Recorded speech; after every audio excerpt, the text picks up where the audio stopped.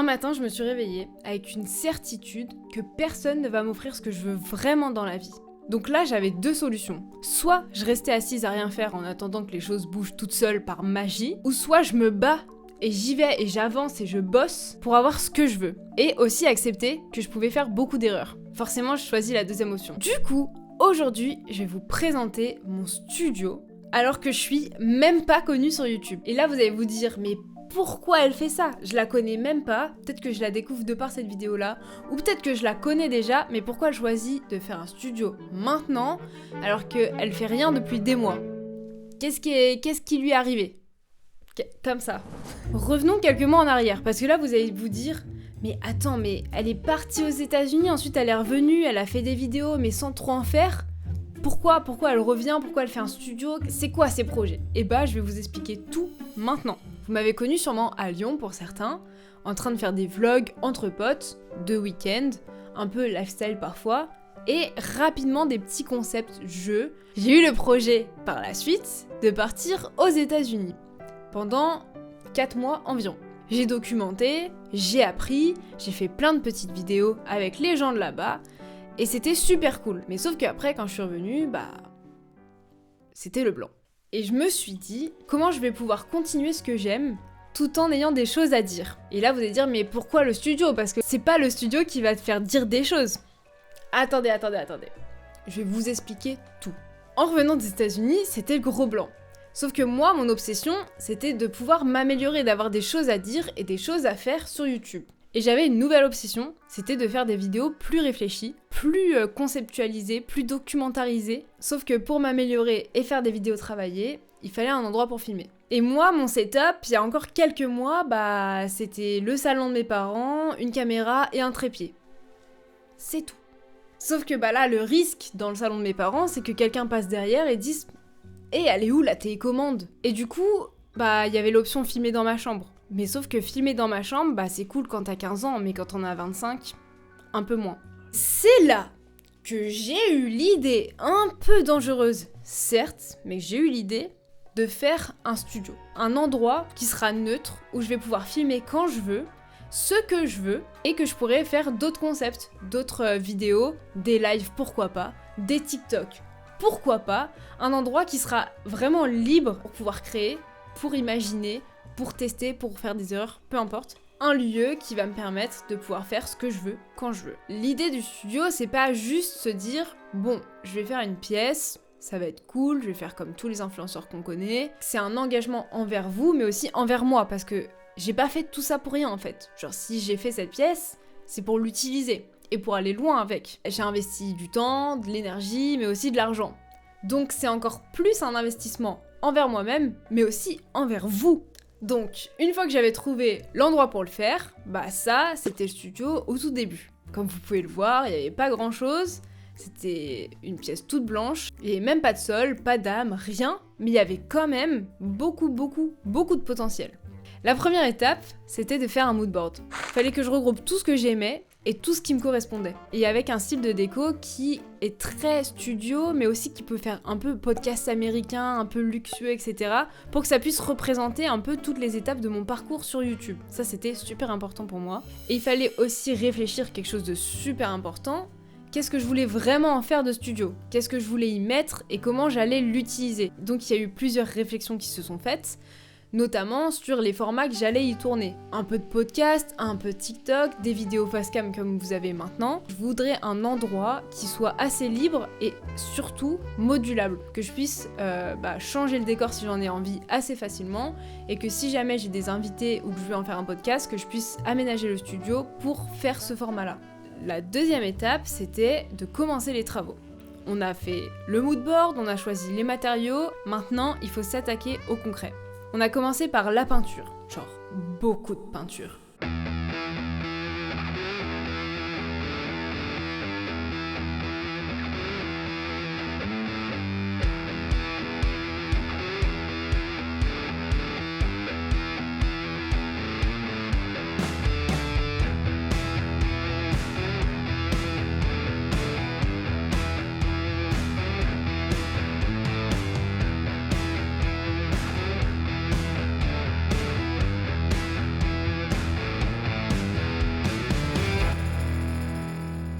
Ensuite, on s'est attaqué au sol. Le sol, ça a été plutôt simple. En une journée,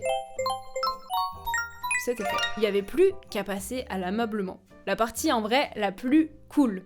Enfin ça c'est ce que je pensais. Parce que choisir les meubles, ça a été une galère pas possible. Parce qu'il fallait répondre au mood board sans partir dans tous les sens, ce qui est un peu mon problème. Donc là c'était un casse-tête énorme parce que chaque chose était super belle, mais est-ce qu'elles allaient toutes ensemble? Spoiler, vous comprendrez que tout n'allait pas ensemble. Une fois les meubles choisis, il fallait les faire livrer. Je les ai fait livrer le même jour, et donc en une seule journée, on a pu aménager tout le studio. Ça c'est la partie plaisir, parce que là, du coup, il n'y a aucun choix à faire, il y a vraiment juste à se taire et à mettre les meubles. C'est vraiment juste le principe de l'aménagement, quoi. Le petit problème, quand même, il y a toujours un problème dans l'aménagement ou dans les travaux, c'était le canapé. C'était la plus grosse pièce que je devais amener dans ce studio, et il n'y avait aucun endroit parfait pour pouvoir l'amener. Parce que à l'endroit où on monte, l'endroit de service de base, c'était impossible. Donc il fallait trouver notre solution, le passer par la fenêtre. C'était un endroit qui était un peu ambitieux pour seulement 2 personnes, mais grâce encore au big brain, j'ai pu appeler toute ma famille et on a pu monter ce canapé. Ce qui fait qu'on a pu, à la fin de la journée, avoir un rendu final de ce studio. Et c'est là que je me suis vite rendu compte que j'avais fait des choix qui étaient peut-être pas... Chacun séparément c'était super, mais ensemble, ça n'allait pas. J'ai fait pas mal de changements de tapis. J'ai acheté des tapis, rendu des tapis, re-acheté des tapis, re-rendu des tapis parce que c'était la pièce la plus difficile à trouver en rapport et dans la DA de mon studio. Mais là, si je suis là pour vous parler, c'est que ça y est, genre j'ai trouvé un tapis qui pourrait correspondre, et même si au pire il correspond pas, en vrai on va dire que le studio est fini. On a une V1 du studio. V1 pourquoi? Parce que le but c'est qu'il vive avec moi, qu'il ait des souvenirs et qu'il traverse le temps le plus possible et qu'il change aussi de décor au fil des saisons, des événements, des moods, pourquoi pas, aussi des formats. Donc c'était pour moi une V1 que je vais vous présenter aujourd'hui, du coup qui est en mode Noël parce que on est dans une période Noël. Pour l'instant c'est la V1. Que vous ayez une idée, ça va pas changer énormément, il va pas y avoir un arbre qui va arriver derrière non plus. Ce studio, c'est pas juste une pièce, c'est toute une matérialisation d'un choix qui a été fait.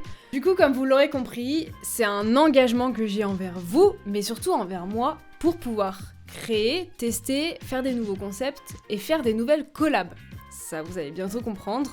Je pense que là, c'est enfin l'heure de vous montrer le studio. Je suis trop contente et trop excitée. J'ai trop hâte que vous mettiez des commentaires pour donner vos avis. Surtout si vous avez des choses que vous trouvez qui pourraient être améliorées ou qui pourraient être changées, n'hésitez pas parce que je suis pas non plus décoratrice d'intérieur. Donc si j'ai des avis de pro ou pas, moi ça m'arrange. En vrai, je vous laisse pas attendre plus longtemps. Je vous laisse avec les images.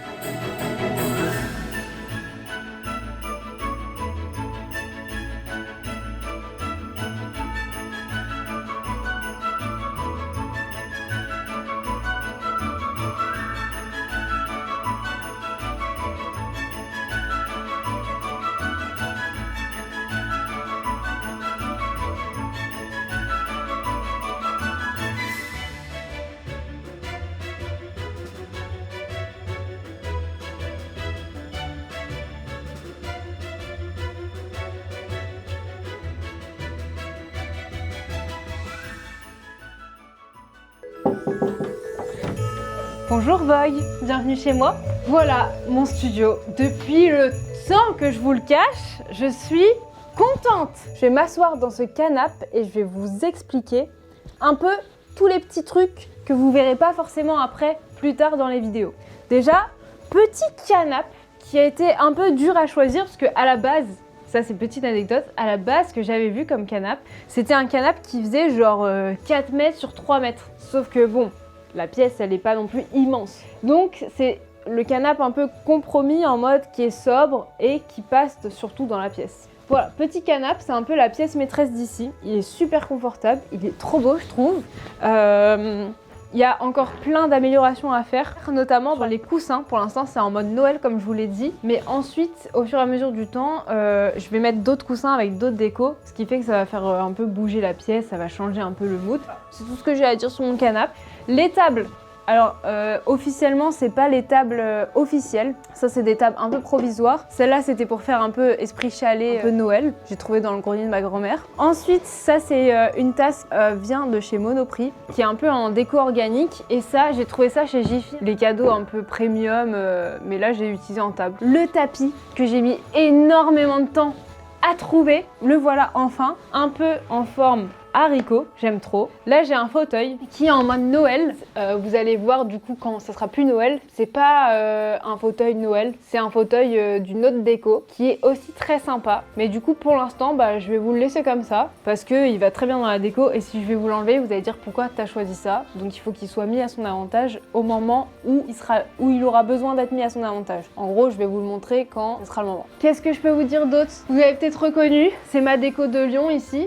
Les peintures que j'ai fait à l'époque à Lyon. Donc pour l'instant ça fait un peu miskin parce qu'il n'y en a pas beaucoup sur le mur et qui sont petites par rapport à quand j'étais sur le mur à Lyon. Mais c'est pas grave, c'est pareil, ça va vivre, ça va s'améliorer au fur et à mesure du temps. Peut-être on fera des peintures en live, peut-être que j'en ferai jamais, ce sera d'autres choses. On va laisser le temps faire les choses. Ici on a tout un mur de rideaux un peu velours, mais c'est pas un rouge. Là vous allez le voir rouge parce que la déco autour est rouge. Mais en vrai c'est...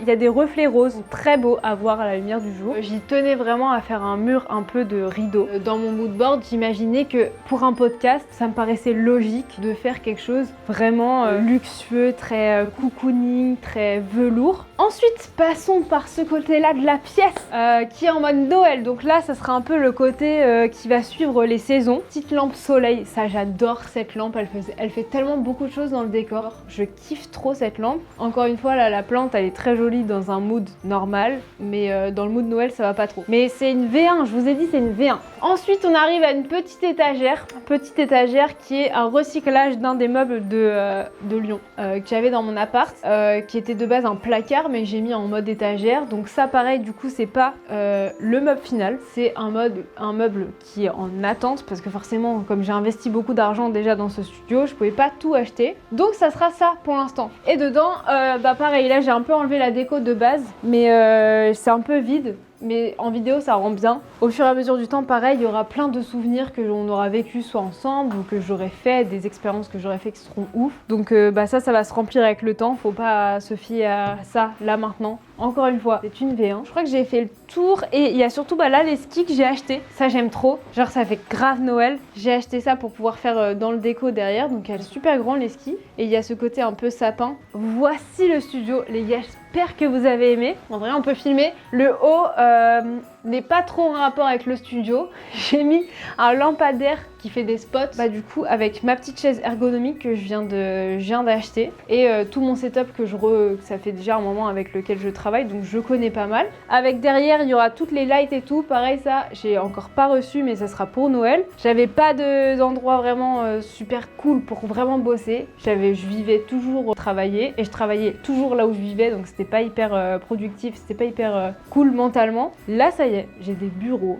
je peux me poser où je veux, quand je veux, faire ce que je veux. Ça c'est trop cool, j'espère que vous aimez, j'ai mis tout mon cœur. Préféré éteint ou allumé? En vrai dites-moi dans les commentaires, et on se retrouve pour la autre. J'ai parlé hein, j'ai débité mec, j'en avais des choses à dire. J'espère que vous aimez ce studio, parce que ça va être ma nouvelle maison, mais aussi votre nouvelle maison, parce qu'on va y arriver ensemble en fait, on va faire des aventures ensemble. J'espère que vous allez être là et que vous allez être derrière l'écran, devant l'écran. J'espère que ce nouvel arc aussi, un peu sédentaire du coup, il va vous plaire aussi. N'hésitez pas à mettre un petit pouce, ça me fait plaisir, à commenter, ça me fait encore plus plaisir, mais surtout les gars, si vous pouvez vous abonner et surtout partager, ça me fait vraiment plus plaisir.